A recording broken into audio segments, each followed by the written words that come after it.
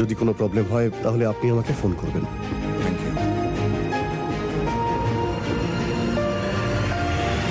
দাদা, আপনি ফুলের জন্য যে হলুদ দেওয়া দুধ চেয়েছিলেন, কি বলল ডক্টর? উনি বললেন যে পরিশ্রমের জন্যই ফুল অজ্ঞান হয়েছে। এটা তো আমিও বলেছিলাম ওকে। মানে? দাদা, ফুল দুদিন ধরে ঠিক করে কিছুই খায়নি, সারা দিন রাত শুধু ছোটাছুটি করেছে। আমি বুঝিয়েছিলাম যে এইভাবে চললে শরীর খারাপ করবে, কিন্তু একটাই কথা বলছিল যে শোভনবাবুর কাজটা ঠিক করে করতে হবে।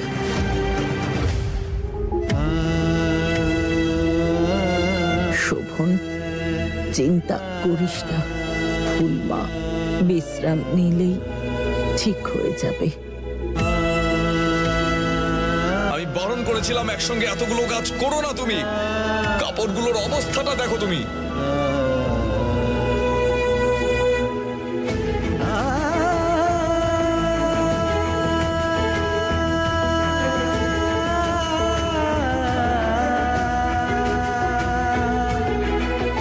ক্ষমা করে দাও ফুল, আমার কাজ নিয়ে এত ব্যস্ত করে তুললাম তোমায় যে আমি ভুলেই গেলাম যে তুমি বিশ্রাম নিয়েছো কিনা। আমি তোমায় এই অবস্থায় দেখতে পারবো না।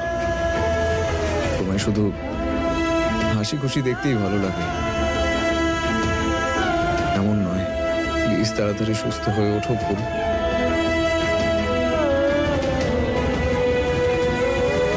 শোভনবাবু।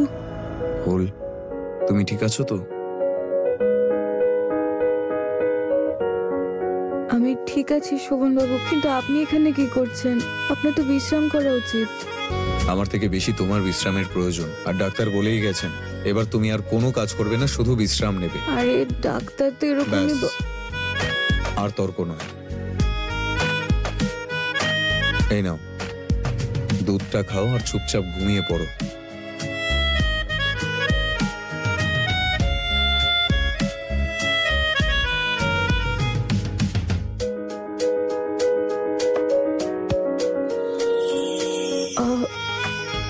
সরি। আবার একবার মাথাটা ঠুকতে হবে, নাহলে ভালো হবে না। কি হবে? মাথায় শিং গজাবে। শিং? হ্যাঁ, শিং।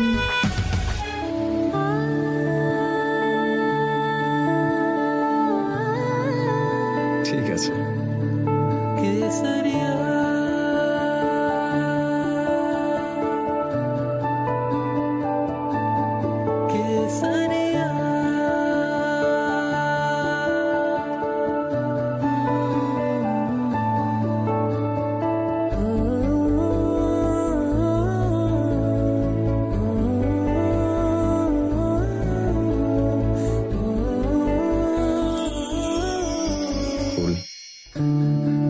তুমি যা যা আমার জন্য করলে তার জন্য আমি তোমায় আবারও একবার থ্যাংক ইউ বলতে চাই। Thank you.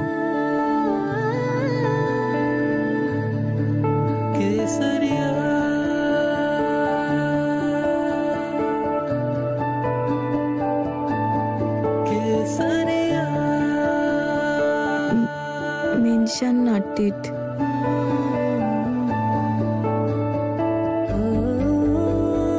চলো এবার ঘুমিয়ে পড়ো।